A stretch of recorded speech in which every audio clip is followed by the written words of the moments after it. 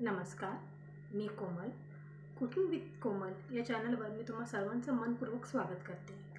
आज आपण गणपती बाप्पाच्या आवडत्या मोदकाचे रेसिपी बघणार आहोत. तर चला बघूया त्यासाठी काय काय साहित्य लागतं ते. प्रथम 1 वाटी आपल्याला गव्हाचं पीठ लागतंय.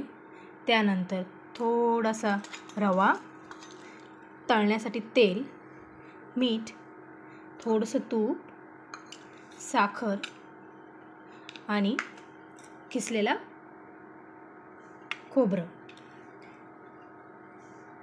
1 वाटीभर गव्हाचं पीठ घेतलं आहे, ते परतीत टाकायचं.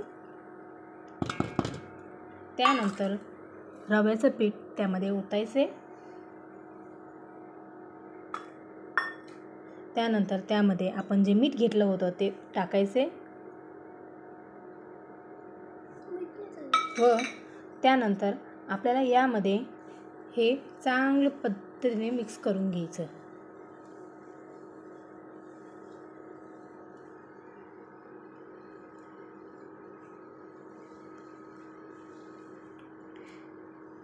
हे पीठ आता चांगल्या पद्धतीने मिक्स झालेलं आहे. यामध्ये आपल्याला एक छोटीशी ट्रिक वापरायची आहे. कधीकधी मोदक हे खूप कडक होतात आणि कधीकधी दातांना चावणं अशक्य होत असतं. त्यासाठी आपण यामध्ये थोडं तूप घालणार आहोत. मोदक हे क्रंची व क्रिस्पी होण्यासाठी आपल्याला त्यामध्ये तुपाचं मोहन घालणं हे अत्यावश्यक असतं. त्यासाठी तुपाला सर्वप्रथम थोडं गरम करून घेणे.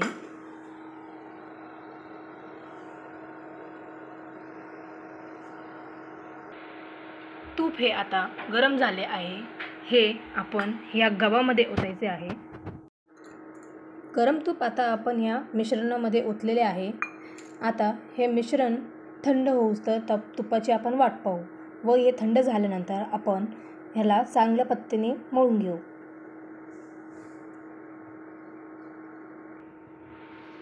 तूप आता हे थंड झालेले आहे व ह्याला आपण चांगल्या पद्धतीने मिश्रणामध्ये मिक्स करून असं कुस्करून घेऊया त्याला.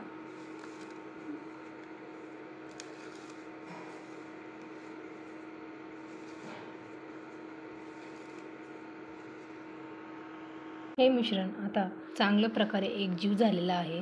यामध्ये आपण ज्या वाटीने आपण गव्हाचं पीठ घेतलं होतं त्याच्या निम्म आपण पाणी घेऊ आणि त्यामध्ये ओतूया. त्यामध्ये ओतल्यानंतर हे पीठ चांगलं एका मस्तपैकी त्याला असं एकजीव करून मळून घ्यायचे चांगलं त्याला.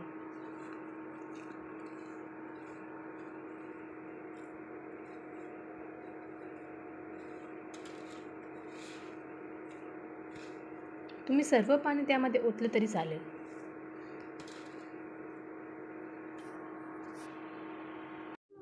हे पीठ आता आपण चांगल्या प्रकारे मळून घ्यायचे. आता हे मोदकासाठी रेडी झाले आहे. याला आपण 10 ते 15 मिनिटं विश्रांती देऊ. चांगल्या प्रकारे भिजूस तर आपण त्या खोबरं आणि साखरेचं मिश्रण एकत्र करून घेऊ.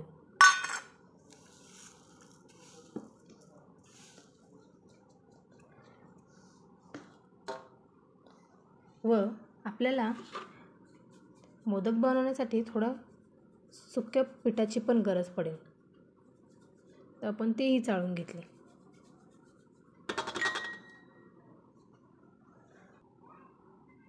मोदक बनवण्यापूर्वी मी तेल हे गरम करायला ठेवलेलं आहे. आता हे तेल गरम होऊस तर आपण मोदक तयार करून घेऊ. मोदक तयार करण्यासाठी सर्वात आधी पिठाचा छोटासा गोळा घ्यायचा.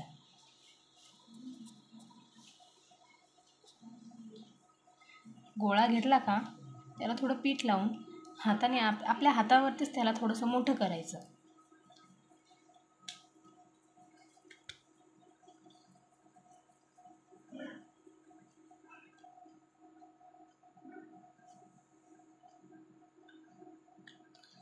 मोठं केल्यावर त्यामध्ये आपलं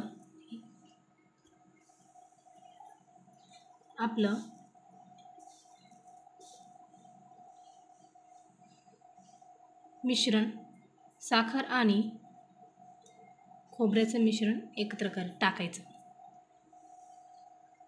त्यानंतर मोदकाला आपण अशा प्रकारे दाबून घ्यायचं.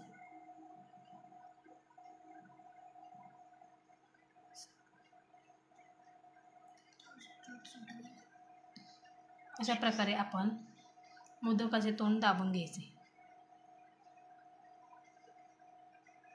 आणि हे अशाच प्रकारे सर्व मोदक तयार करायचे.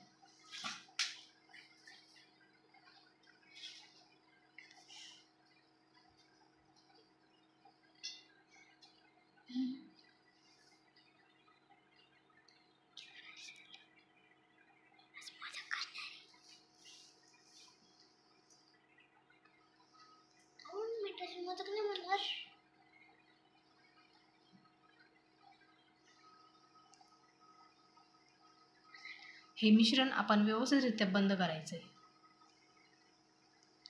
आणि हो, गणपती बाप्पाच्या प्रसादासाठी आपल्याला 21 किंवा 51 किंवा 11 अशा प्रकारे मोदक हे तयार करावे लागतात.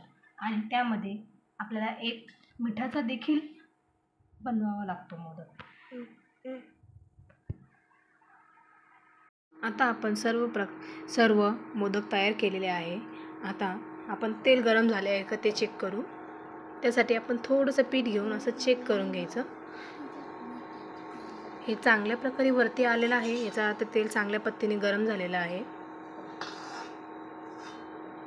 तर यात आपण आता मोदक सोडू शकतो. तर हळूवार काळजी घेऊन एक एक मोदक त्यामध्ये सोडायचा. तुम्हाला मी काही ट्रिक पण सांगणार होते. त्यासाठी तुम्ही काय करू शकता, एक एक हाताने सोडण्यापेक्षा आपल्या झाऱ्यामध्येच असे 3-3, 4-4 ठेवून तळण्यासाठी टाकू शकतो. या अशा प्रकारे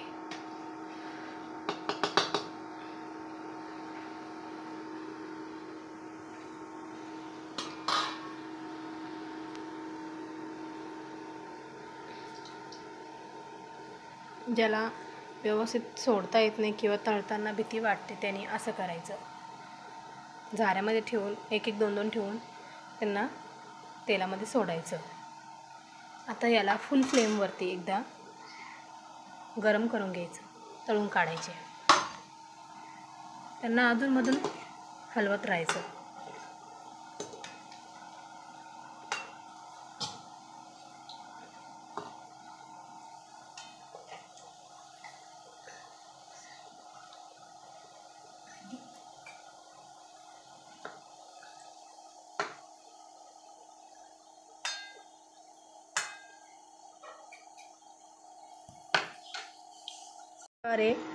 असे लालसर असे भाजून घ्यायचे, त्यांना चांगलं तळून घ्यायचे. तळले का याला व्यवस्थित काळजी घेऊन त्यातून काढायचं.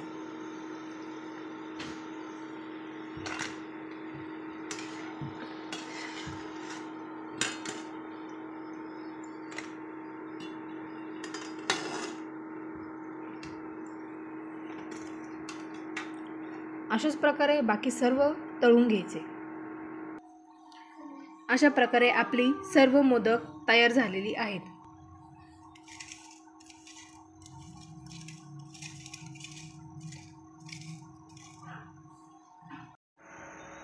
तर यातील आपण एक मोदक हाताने तोडून बघू. हे बघा, एकदम सहजरित्या हाताने हे तुटलेले जाते.